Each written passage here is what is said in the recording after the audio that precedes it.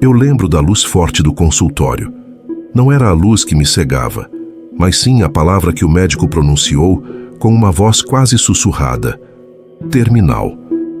6 meses, ele disse, como se estivesse me dando a previsão do tempo para o próximo inverno. 6 meses. Tentar viver a vida inteira condensada em 180 dias. Naquele instante, meu chão sumiu. Eu não chorei. Eu senti uma fúria fria. Fúria por ter adiado tanto, esperado o momento certo para começar a viver de verdade. A aposentadoria, a viagem com minha esposa, o pedido de desculpas que nunca saiu da garganta. Tudo parecia agora uma piada cruel do destino.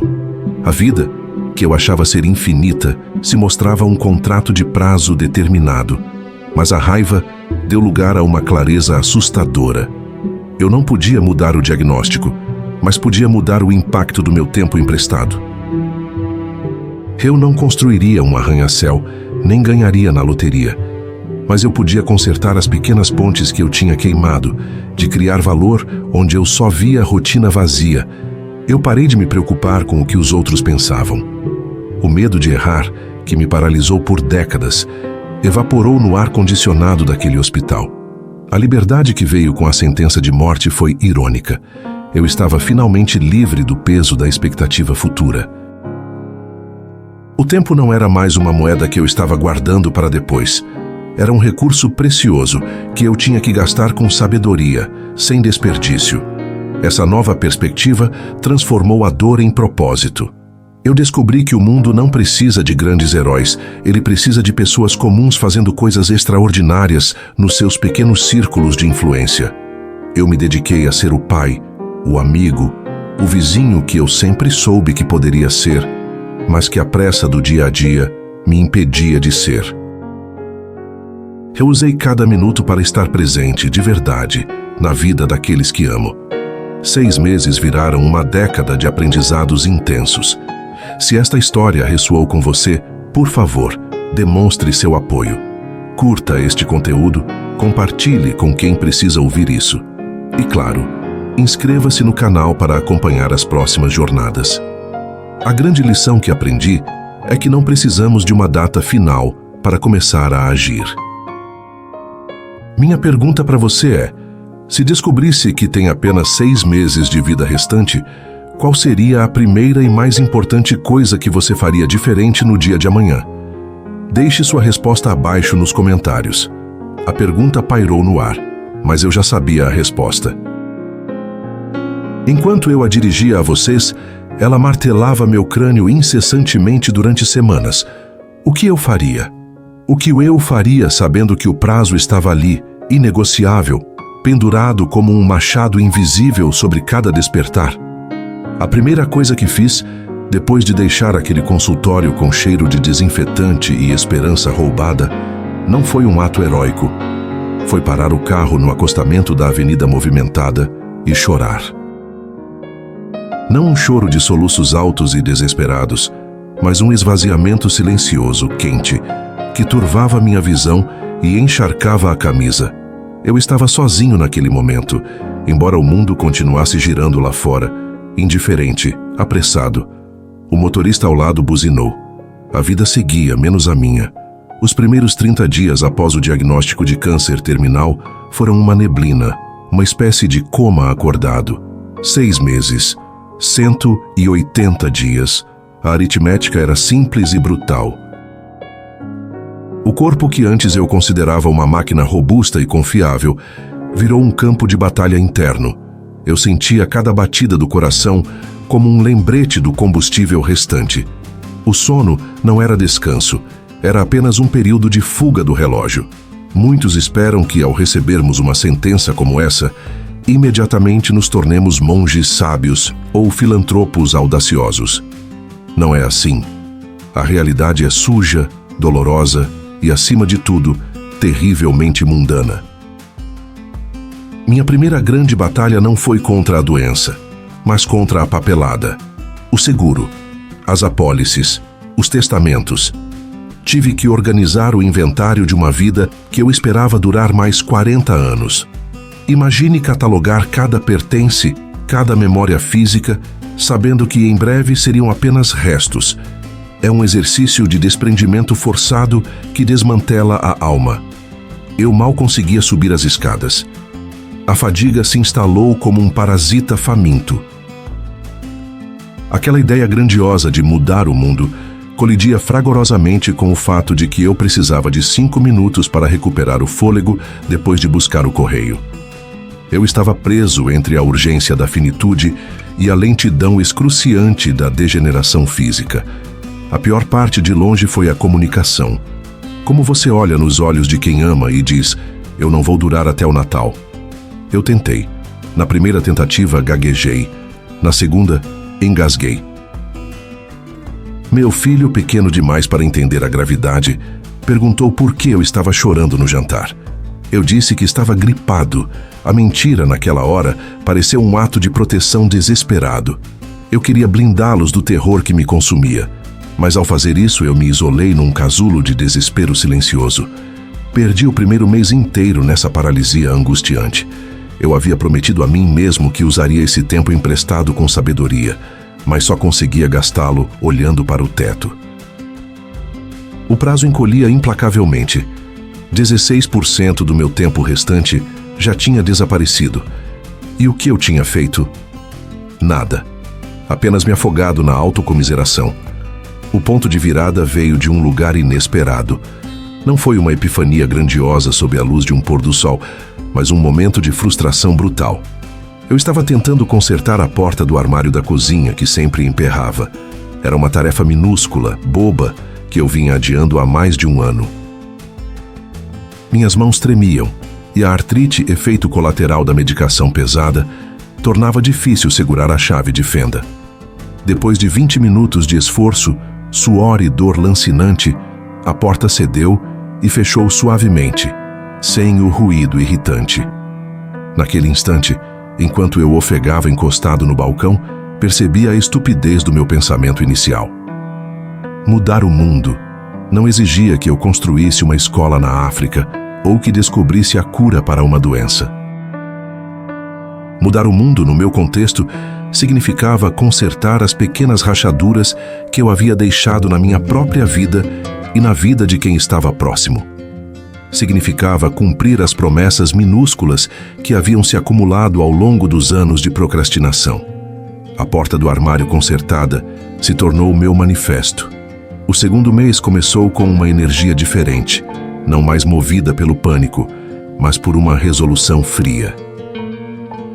Eu sabia que precisaria de ajuda profissional para o plano que estava sendo gerado, mas eu não tinha tempo para a burocracia.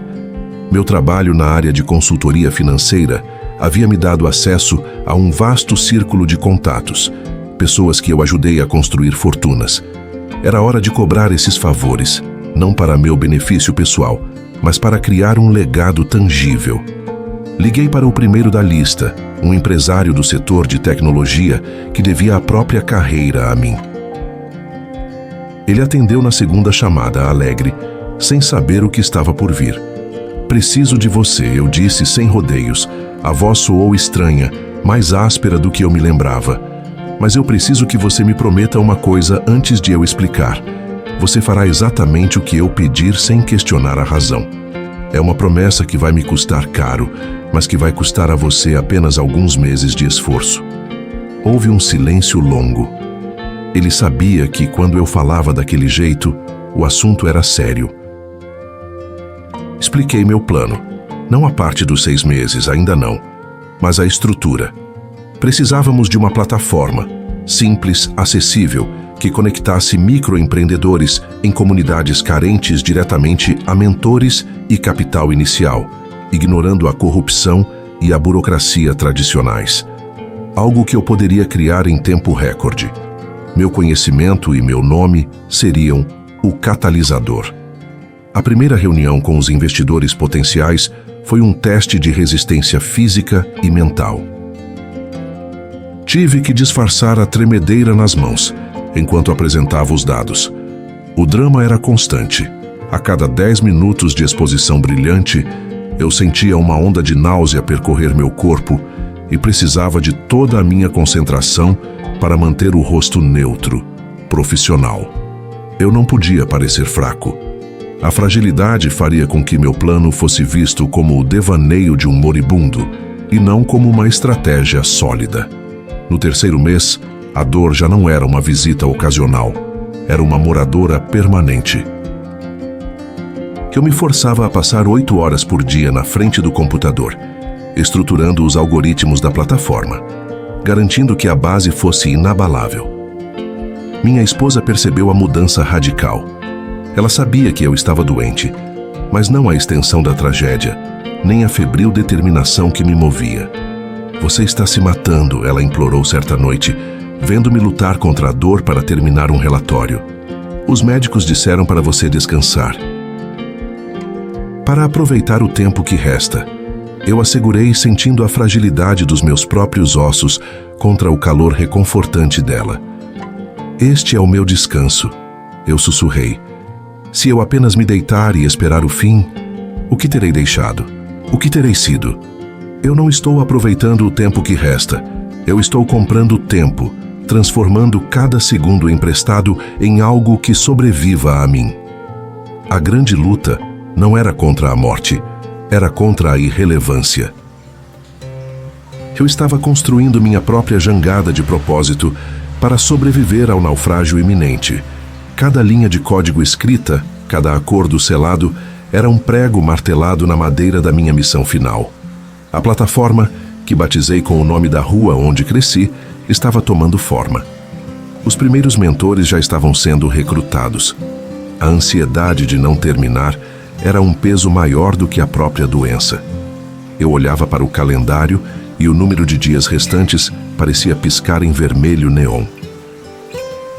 Eu tinha que ser implacável comigo mesmo, ignorar o cansaço e acelerar. O mundo lá fora precisava daquela ferramenta, e eu precisava provar a mim mesmo que minha existência não seria definida pelo diagnóstico, mas pela resposta que dei a ele. O lançamento da plataforma não foi o estouro que eu esperava, pelo contrário, foi um silêncio assustador, quase um insulto à minha urgência. Naquela noite, depois de apertar o botão de publicar, eu me sentei em frente ao monitor, observando a tela de análise de dados. As barras azuis, que deveriam subir verticalmente, mal se moviam. Eram pequenas ondulações em um mar digital vasto e indiferente. O prazo de 6 meses já tinha subtraído 2 semanas. Cada hora parecia corroer a substância da minha esperança, transformando-a em poeira fina. Eu havia jogado meu tempo mais precioso, aquele tempo que valia a minha própria respiração, em um oceano que parecia não querer a minha água. Eu dormia mal. Não por causa da dor física, embora ela fosse uma companhia constante, um peso surdo na lateral do meu corpo, mas pelo som do fracasso iminente. Eu precisava de um catalisador. Eu precisava de alguém que não estivesse apenas procurando uma oportunidade, mas que estivesse precisando de uma redenção. Alguém cuja vida estivesse tão desmantelada quanto a minha, mas por razões diferentes. Eu estava procurando o Alexandre. Eu o encontrei em um fórum obscuro, um canto da internet dedicado a ex-empreendedores que haviam perdido tudo durante a pandemia ou crises financeiras. O post dele era curto, mas carregado de uma honestidade brutal. Ele descrevia a perda de sua pequena loja de instrumentos musicais, o acúmulo de dívidas e, mais devastador, a sensação de inutilidade que o esmagava. Ele não estava buscando ajuda financeira, ele estava implorando por propósito. Ele tinha 30 e poucos anos, uma mente afiada para a logística e o peso da derrota estampado em cada palavra digitada. Eu não o abordei com a oferta de um emprego comum. Mandei uma mensagem privada que, olhando para trás, parecia o manifesto de um lunático. Eu não prometi estabilidade, prometi guerra. Eu disse que tinha um projeto que poderia salvar milhares de vidas profissionais, mas que eu tinha pouco tempo para realizá-lo. Eu precisava de um executor, de alguém que soubesse como transformar um código em uma comunidade viva. Eu fui honesto sobre a dificuldade, mas omiti o prazo fatal imposto pelo meu corpo. Naquele momento, minha doença era uma arma secreta, um motor de urgência que eu não podia compartilhar, pois ninguém arriscaria seu futuro em uma plataforma dirigida por um homem à beira do colapso. Alexandre demorou 3 dias para responder. A ligação que se seguiu foi tensa. Ele questionou minha sanidade, minha motivação e, principalmente, a viabilidade de uma plataforma que prometia conectar pequenos negócios a recursos que grandes corporações monopolizavam. Você está tentando construir uma utopia tecnológica, sem capital e sem tempo, ele me disse, a voz áspera sem paciência para otimismo falso. Eu sorri, um sorriso que doía na mandíbula. Eu sei, Alexandre, mas a utopia não é o objetivo. O objetivo é quebrar o ciclo de desespero. Você perdeu sua loja. Você sabe como é a sensação de ter sua identidade arrancada por uma falha no sistema. Eu estou te dando a chance de construir o sistema que não vai falhar para os outros. Aquela frase o atingiu. O silêncio do outro lado da linha foi longo, pesado, como se ele estivesse processando a dor passada. Ele não estava mais falando com um empresário. Estava falando com outro náufrago. Ele aceitou. A partir daquele dia, Alexandre se tornou o motor do projeto, o alicerce que eu mal podia mais sustentar. A colaboração foi uma simbiose frenética. Eu tinha a visão e a fúria. Ele tinha a metodologia e o tato. Ele organizou o caos do meu código, simplificou a interface de usuário e, crucialmente, começou a traçar estratégias de engajamento que alcançavam as pessoas certas, os que estavam no limite, os que haviam esgotado todas as outras opções. O relógio, no entanto, não parava. Tínhamos entrado no 4º mês, 2 meses restavam. Eu me lembro perfeitamente do dia em que a plataforma deixou de ser apenas um arquivo de dados para se tornar algo real. Alexandre havia convencido um grupo de artesãos independentes em uma cidade do interior a usar a ferramenta para gerenciar a cadeia de suprimentos deles, algo que antes era impossível devido aos custos. De repente, a tela de Analytics explodiu. Não com milhares de usuários, mas com conexões reais e significativas. Pela primeira vez vi a mensagem: Negócio X fechou sua primeira grande parceria através da plataforma. Eu senti um choque de energia tão forte que tive que me apoiar na mesa. Não era a alegria de um sucesso de mercado. Era a satisfação brutal de ter usado meu tempo, o tempo da minha morte iminente, para criar algo que sobreviveria à minha ausência. Mas esse pico de adrenalina vinha sempre com um preço. Nesse período, o corpo começou a se rebelar de forma mais agressiva. As dores noturnas evoluíram para a fadiga constante durante o dia. Eu descobri a arte sombria de esconder a debilidade. Nas videochamadas com Alexandre, eu me forçava a sentar perfeitamente ereto, a voz alta, o rosto disfarçado pela iluminação calculada do escritório improvisado. Eu bebia café em quantidades absurdas para compensar as horas em que precisava parar e apenas respirar ofegante, como se o ar tivesse se tornado mais espesso. As visitas ao consultório médico se tornaram rituais de desespero contido.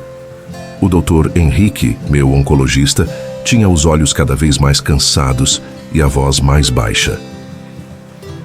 Você está trabalhando demais, ele disse durante uma das consultas no final do 4º mês. Seus marcadores estão instáveis.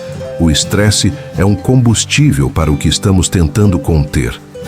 Eu olhei para ele, sentindo o peso da minha verdade. Dr. Henrique, eu não estou trabalhando. Estou correndo uma maratona para entregar um legado antes que o portão se feche. A inatividade me mataria mais rápido do que a doença. Se eu parar agora, tudo o que construí vira fumaça. Que o tempo que o Senhor me deu terá sido desperdiçado. Ele suspirou. Ele entendia. Ele não podia me dar mais tempo, mas podia me dar o silêncio respeitoso de quem testemunha uma luta perdida com dignidade. Ele aumentou a dose de um dos meus medicamentos.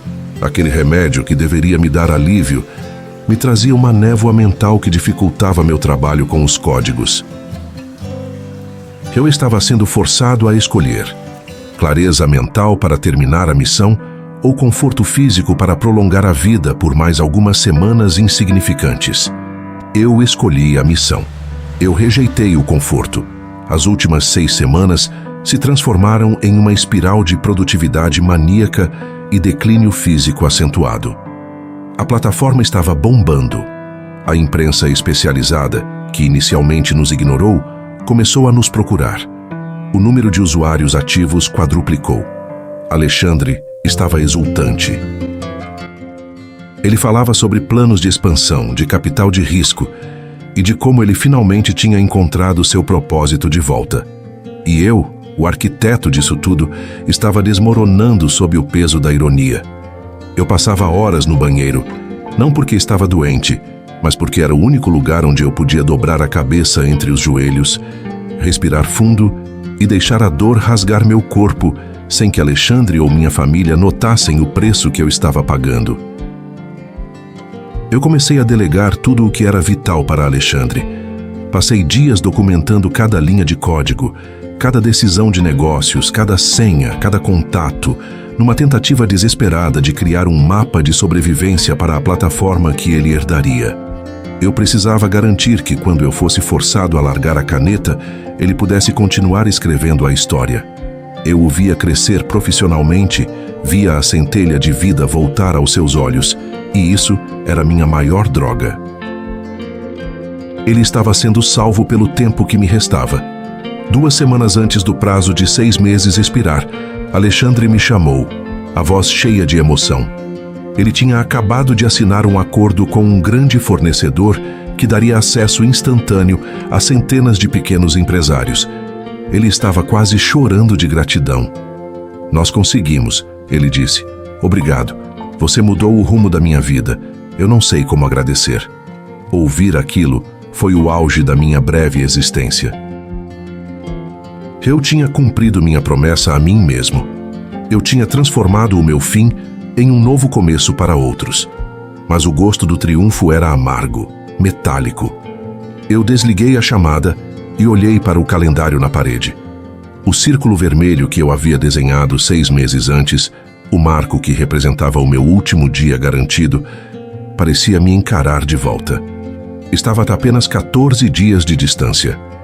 O meu segredo estava pesado demais. Eu tinha que contar a verdade a Alexandre antes que o tempo escorresse para sempre. Eu tinha que passar o bastão, não como um parceiro que se afasta, mas como um capitão que abandona o navio que acabou de salvar, sabendo que ele próprio não tem mais forças para nadar. Mas como dizer a ele que o mentor que lhe deu a esperança era, na verdade, um homem que contava os dias restantes de sua própria sentença? A urgência do tempo não era mais sobre o projeto, era sobre a despedida. Que essa despedida seria a tarefa mais difícil e mais real que eu já tinha enfrentado. Eu não tinha mais tempo para mentiras. O prazo final estava ali e eu mal conseguia me levantar da cadeira. O que aconteceria quando eu tivesse que confessar que todo o nosso sucesso foi construído sobre uma bomba relógio biológica? Eu estava prestes a descobrir, pois o calendário estava paralisado. Ele não me daria mais dias. Ele havia me dado tudo o que podia. Aquele era o dia que eu sabia que chegaria. O prazo final tinha evaporado nas primeiras horas da manhã, não com um estrondo, mas com um silêncio opressor. Eu acordei sentindo um peso que não era apenas cansaço, era a gravidade da minha própria contagem regressiva. A luz do sol entrava pela janela e eu pensei: 6 meses. Eu cheguei até aqui. Eu sobrevivi. Mas a sobrevivência tinha um preço físico aterrador. Eu tentei levantar da cama e meu corpo protestou em uníssono. Era como se todos os meus ossos tivessem sido substituídos por vidro estilhaçado. A dor não era mais um incômodo ocasional. Era uma inquilina permanente, exigindo aluguel a cada respiração. Meu reflexo no espelho era de alguém que havia corrido uma maratona através do deserto por meses. Os olhos fundos, a pele com um tom cinzento, a magreza que nem as roupas mais folgadas conseguiam esconder. A imagem daquele homem, o homem que deveria estar triunfando, era um espectro. Hoje era o dia do lançamento, a celebração máxima. O projeto que devorou cada momento da minha vida, que exigiu cada gota da minha energia emprestada, seria apresentado ao mundo. O teatro alugado estava lotado, a imprensa estava ali e minha equipe estava radiante, vestindo as camisas comemorativas que eu mal conseguia olhar. Eles estavam prontos para a vitória. Eu estava pronto para a queda. Eu me vesti com uma lentidão dolorosa. Cada botão parecia pesar 1 quilo. Desci para a garagem, respirei fundo. Tinha de haver uma maneira de fazer isso com dignidade. Eu tinha de lhes dar a glória antes de lhes dar a verdade. Cheguei ao local e o barulho era ensurdecedor. Aplausos, músicas de celebração. Minha equipe me viu e Maria, minha parceira na parte de desenvolvimento, veio correndo, os olhos brilhando. "Nós conseguimos!" ela exclamou abraçando-me. O toque dela era leve, mas me causou uma pontada de dor no peito. Eu forcei um sorriso. Era a última vez que eu a enganaria. Subi ao palco. As luzes eram quentes, quase insuportáveis, mas eu precisava delas para me manter aquecido contra o frio que vinha de dentro. Olhei para a multidão, para os rostos confiantes da minha equipe nas primeiras filas. Eu vi David, meu braço direito na logística, acenando com orgulho. Vi o esforço de todos eles materializado naquele auditório cheio. Peguei o microfone. Minha voz saiu estranhamente rouca. "Boa tarde a todos", eu comecei. Tentei soar como o líder vitorioso que eles esperavam. Falei sobre a dificuldade do projeto, a visão audaciosa, o sacrifício. Falei sobre como havíamos provado que o impossível era apenas uma questão de perspectiva. A cada palavra sobre o sucesso, o peso da mentira aumentava, tornando-se uma âncora de chumbo na minha garganta. Fiz uma pausa, o momento em que eu deveria apresentar o produto final e receber a ovação. Eu olhei para Maria. Ela estava chorando de alegria. E naquele segundo, eu soube que não podia mais enrolar. A mentira era um veneno que estava corroendo a única coisa que eu realmente havia construído: a confiança. "Tudo isso", eu disse, e minha voz quebrou. Eu tive que segurar o púlpito com as 2 mãos, pois minhas pernas ameaçavam me trair. "Tudo isso que vocês veem, essa velocidade, essa obsessão, essa urgência com que nós trabalhamos nos últimos meses. Vocês me perguntavam por que eu estava sempre no limite. Por que eu não aceitava não como resposta? Porque cada segundo parecia crítico. O murmúrio na plateia cessou. Eles estavam confusos, esperando o anúncio grandioso. "Eu preciso ser honesto", confessei, e a frase saiu como um suspiro doloroso. Eu não lhes dei o tempo necessário para respirar, porque eu não tinha tempo para oferecer. Eu não lhes disse a verdade, porque eu precisava que essa missão fosse concluída. E eu precisava que ela fosse concluída antes que eu parasse de conseguir fazê-lo. David franziu a testa. Maria levantou-se ligeiramente da cadeira, o brilho em seus olhos substituído pela confusão. "Há 6 meses", continuei, sentindo as lágrimas escorrerem, mas sem a força para enxugá-las. "Os médicos me disseram que eu tinha, na melhor das hipóteses, 6 meses de vida. Uma condição degenerativa rara. Não havia cura. Havia apenas um prazo." O silêncio era tão denso que eu podia quase tocá-lo. Eu conseguia ouvir o zumbido das luzes do palco. Ninguém se mexia. Era como se eu tivesse congelado o tempo. "Eu usei vocês", eu murmurei, a voz embargada pela culpa e pela fraqueza. "Eu usei a urgência da minha morte iminente para impor uma urgência irreal sobre o trabalho de vocês. Eu roubei o tempo de vocês, porque eu estava roubando o meu próprio tempo do relógio da vida."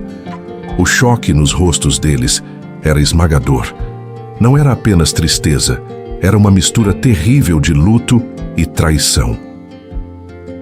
Maria levou a mão à boca, seus olhos me condenando e lamentando simultaneamente. David balançou a cabeça, incapaz de processar a bomba que eu havia acabado de soltar no momento de nosso maior triunfo. "Eu sinto muito", eu disse, a frase parecendo patética e pequena, diante da magnitude da minha ocultação. Eu sinto muito por não ter sido honesto. Eu só precisava que algo bom e duradouro viesse da minha passagem. Eu precisava saber que o tempo que eu peguei emprestado não seria desperdiçado.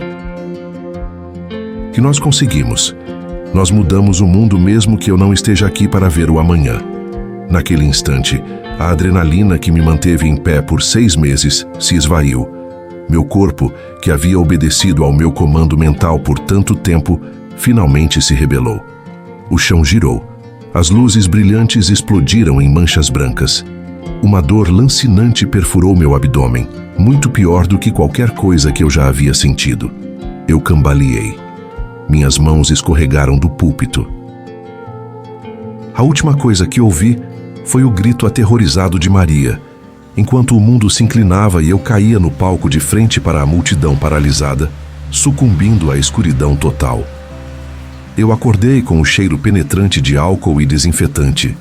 O teto era branco, com aquelas texturas acústicas típicas de hospitais. Eu estava ligado a máquinas que apitavam ritmicamente, confirmando que, sim, meu coração ainda estava batendo. Eu estava fraco demais para me mover. Minha cabeça doía. Olhei para o lado. Maria estava sentada em uma poltrona, adormecida, com os cabelos desgrenhados e um semblante de exaustão profunda. Sua mão segurava a minha, e eu senti o aperto leve quando tentei mexer os dedos. O som suave da porta se abrindo me alertou. Não era a enfermeira. Era o Dr. Elias, o homem que havia me dado o veredito de morte há 6 meses, com sua prancheta e sua expressão grave. Maria acordou e se levantou rapidamente. Como ele está, doutor? O Dr. Elias me olhou. Sua expressão era diferente, menos definitiva. Ele me examinou brevemente, verificando as telas. O que aconteceu? Foi a doença? Eu cheguei no prazo, não cheguei? Os 6 meses se passaram. Eu sussurrei, minha voz um fiapo. O médico sentou-se na beira da cama, algo que ele nunca havia feito antes. Ele suspirou, ajustando os óculos. 6 meses se passaram, de fato, ele confirmou. E sua recaída dramática, o desmaio, foi o resultado de estafa extrema e desnutrição. Seus níveis de estresse fizeram seu corpo se desligar. Eu não entendi. Eu esperava a confirmação do fim. Mas a sua condição, doutor, aquela que me deu o prazo. Dr. Elias fechou a prancheta. Quando lhe demos o prognóstico de 6 meses, era baseado na progressão agressiva que vimos nos primeiros exames. Essa condição é rara e geralmente avança implacavelmente. O que aconteceu, no entanto, foi inesperado. Meu coração começou a acelerar. Maria apertou minha mão. No dia em que lhe demos o prazo, você parou de focar na morte. Você se concentrou em uma meta singular, destrutiva para o seu descanso, mas incrivelmente focada.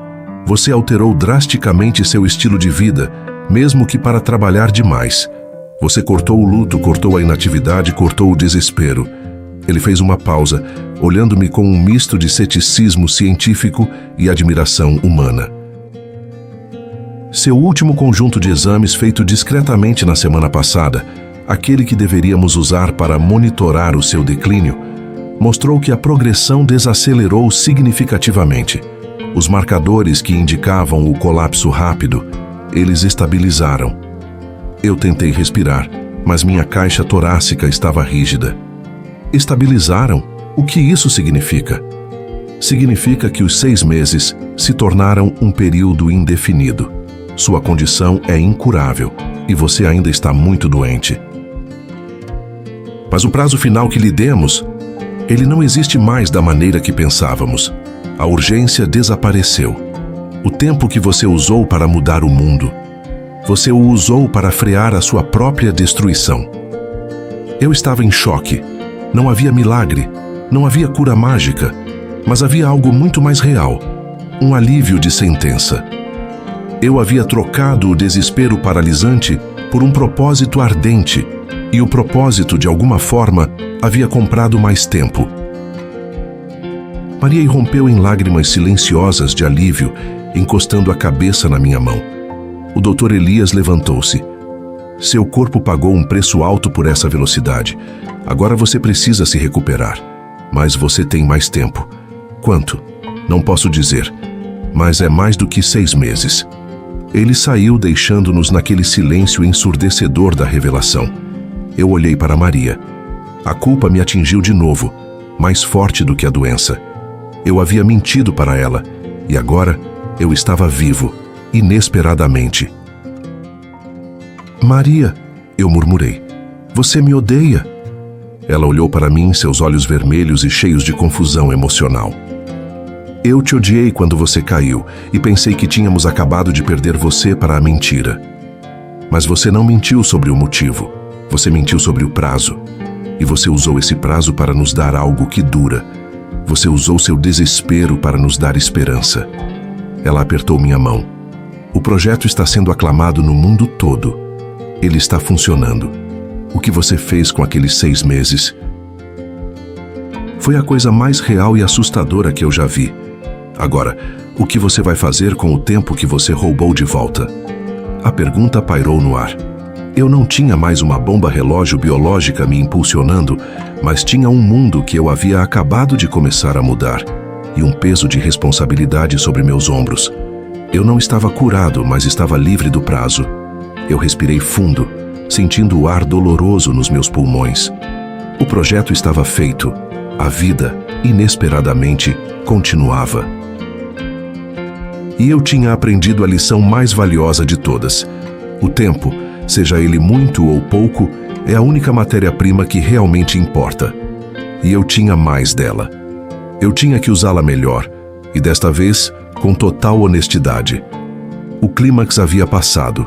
A verdadeira jornada, aquela de viver sem um prazo definido, estava apenas começando. O tempo é o nosso recurso mais valioso, e eu aprendi, da maneira mais difícil, que a urgência do fim pode ser a chave para começar. Se esta jornada te inspirou, curta o vídeo e compartilhe essa lição com quem precisa ouvir. E para continuarmos essa reflexão, responda mais uma vez. Se descobrisse que tem apenas 6 meses de vida restante, qual seria a primeira e mais importante coisa que você faria diferente no dia de amanhã? Deixe sua resposta sincera nos comentários. Assista outros vídeos na tela final agora e nos vemos na próxima história.